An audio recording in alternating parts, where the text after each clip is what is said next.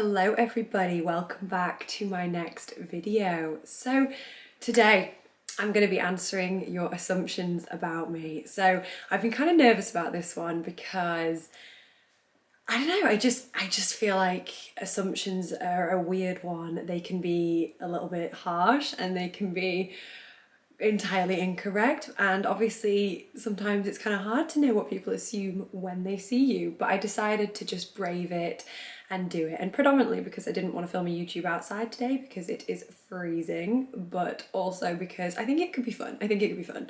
How mean can people be? Okay, they're famous last words. But yes, I'm gonna do some assumptions. So I'm gonna get started. So I asked you guys to send them in on Instagram and I'm gonna go through and select some, so let's get started. Okay, the first one makes me laugh. You were the popular one in high school. So I'm obviously from England. We don't really have high school. We have like primary, secondary, and then we go to uni. So I would not say I was the popular one at school at all. Like, I was never a loner, I was never on my own, but I definitely was not the popular one. Like, I even used to remember bringing in my Kindle to sit and read books during the lunch period because I just wasn't really interested. Like, I wasn't super interested in drama. I wasn't super interested in doing a whole lot other than just kind of being like in my own little world and reading. I mean, I used to be a lot more sociable, and then as I got older, when I went into sixth form and like the end of my school time, I definitely just wanted to pass the time and read a book and just take 5 minutes to myself over lunch. So yeah, I was that one sat reading a book, and I was never on my own in the corner. I'd sit in my friendship group, but I'd just be antisocial. So no, it was not the popular one. I also used to miss a lot of school because of my horse riding. I used to never be there, so I didn't really have time to go to everyone's birthdays, to everyone's parties, to going out. So I did kind of get left out of a lot of that stuff because I was always off competing. I did my first Europeans when I was 12, and then I did 6 consecutive ones after that. So that was kind of my whole school time was just spent going to internationals, taking a week off here and a week off there. So I definitely missed out on a lot at school, but I didn't gel with school that much. So to answer that one, no, it was not the popular one. Right, next. You've been riding horses your whole life. Yes, that is very true. Literally out of the womb and onto the Shetland.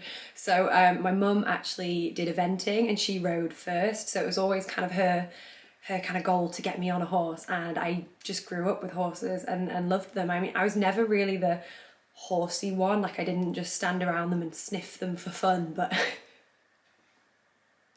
no offense if you do that, there's nothing wrong with doing that.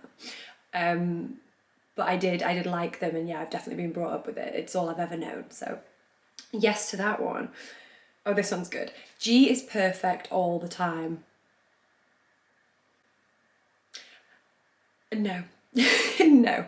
I mean, he gets away with a lot. He literally gets away with murder because I adore him, but he is a monkey. I mean, just yesterday I was trying to take him out to the field and he got really stallion-y and like tried to run off, but that's another story. But no, he's not perfect. He's a bad boy sometimes, but it's okay. He's a stallion. Compared to most stallions, I think he's an absolute angel, so we're not going to judge him on that. You're an introvert. I'm 50-50. I would definitely say I am confident and I can talk to people and I'm fine with social situations. So in that sense, I'm an extrovert, but in the sense of I would absolutely prefer staying home, reading a book, watching a film, kind of keeping to my own company or my family's, instead of going out and socialising. Then yeah, I guess if that makes me an introvert, that's for sure. So I'm like a 50-50. One was you regret being a dressage rider and you wish you went into jumping instead. So no, I definitely wish I'd done more jumping growing up because I think it makes you a well-rounded rider, and it helps, it builds your seat, your confidence, your bravery, all that sort of thing. And it is good fun, but no, dressage has definitely shaped me into the person I am. You know, all that time, effort spent perfecting things. It's been very good for my patience, for my ability to compete. It's been good and it's shaped me into who I am. So I would never try and go back and swap that. I would just wish I'd done a little bit more is all. You think the world revolves around you, in brackets, sorry, trying to make that as brutal as possible. No, I'm very aware it doesn't. You'd actually be surprised. I mean, on my social media, obviously I have to post about myself and I have to talk about myself because what else is there? It's, it's my social media. But other than that, it's not really like that. I like to put other people first, and I like to find out what people are doing and help them. And I'm one of those people who, if I can see a solution for someone else, or if I can see something that I think they'd be really good at, I just have to share it. Like, I definitely can't keep anything close to my chest. I have to be like, but this could do really well for you and I'll help. And literally I would spend days just helping other people without a thought for myself. So I would definitely, that's no. Good, I'm glad it's a no. You only ride in your brand and don't wear any others. That is 100% correct. Why would I want to? I spent months and months and months designing a range that fit every need I had on a horse, and like all the things that I thought were wrong with like other companies, like if they didn't sit right on my tummy, if they didn't have a helpful pocket, if they were uncomfortable, if they were unflattering, and that's kind of why I designed my own, so it fit all the needs I had. So what use would I have for anyone else's? Because Black Heart's the best. This is a good one. This is quite a deep one. That you feel the equestrian community is quite toxic. So I have a bit of a love-hate relationship with the equestrian community. Obviously, it got me to where I am, and it's something I've been involved in for a long time, literally since I was 10, and I was doing Birds, which is the British Young Riders dressage scheme, and it's a really good way to help young riders get into it. But anyway, I digress. I think it can be quite toxic. I think it's a very competitive world, and I think there's a lot of heartbreak in the equestrian world because horses are not machines. They don't just, you can't just push a button and everything be perfect. So there's a lot of heartbreak. We all get let down quite often, whether it be injury, like a problem in a test, you name it, it happens. And I think that definitely makes a few people quite bitter and quite sad. And I think therefore it does encourage toxicity because people are constantly being disappointed, and I don't know, it doesn't seem to make people the nicest they can be. But I do love the community. I just think we could all be a little bit more understanding and a little bit less judgmental on people, and just a bit friendlier all around. But you could say that for most things, so it is what it is.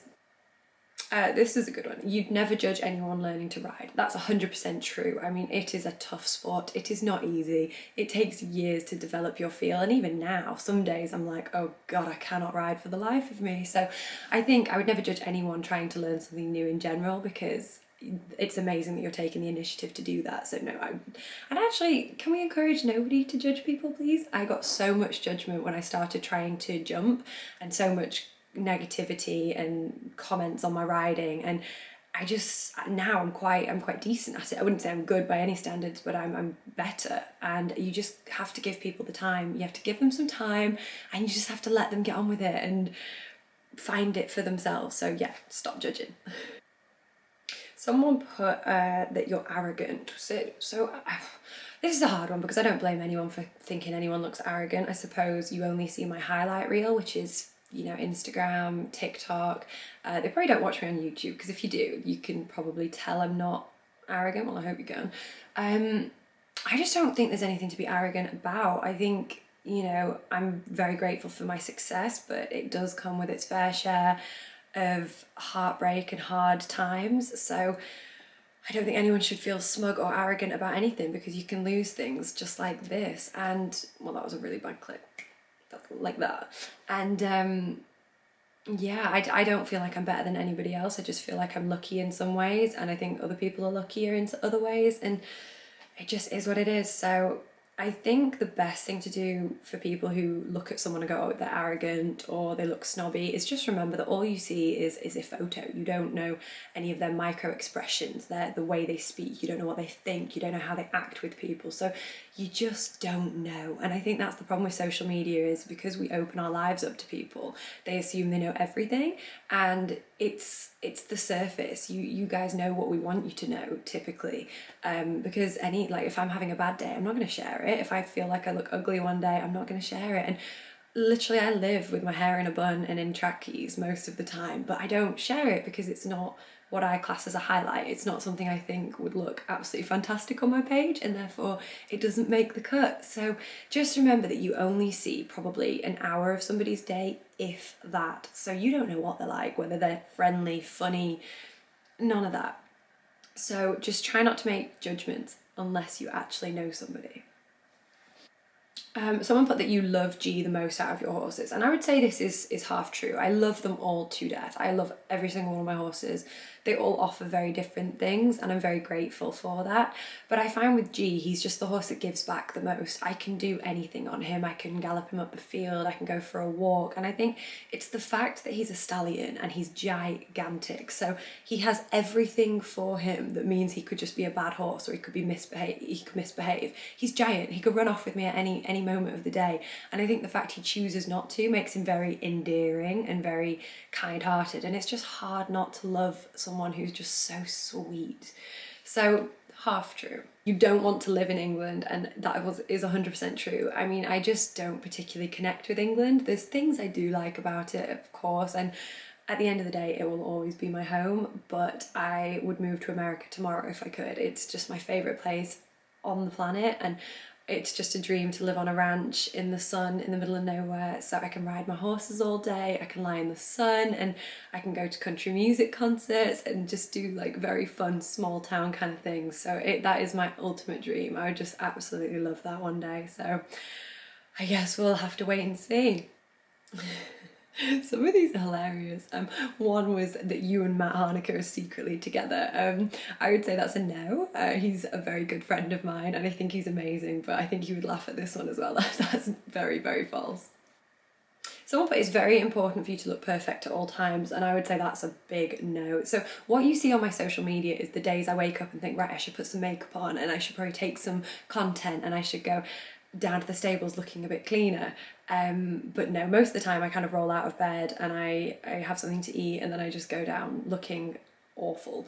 I always have matching outfits, or I always have nice outfits on, but that's because I own the brand. I literally have an entire wardrobe of Black Heart Equestrian, so it's so easy just to pluck one new outfit out every single day. But most of the time I do not look perfect. I don't even think I look perfect when you guys think I look perfect, so that's a no.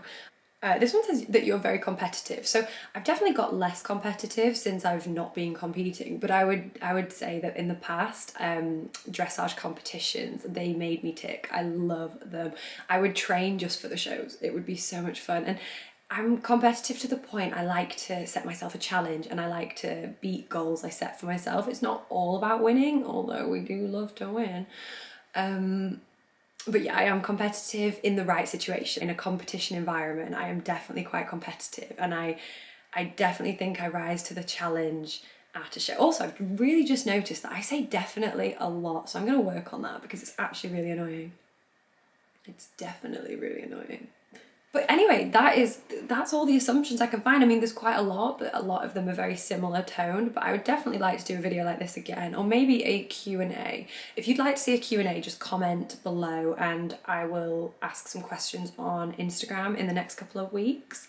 But yeah, I hope you guys enjoy this video. For now, that is it. Thank you very much for watching. I hope you enjoyed this video and I'll see you all next time.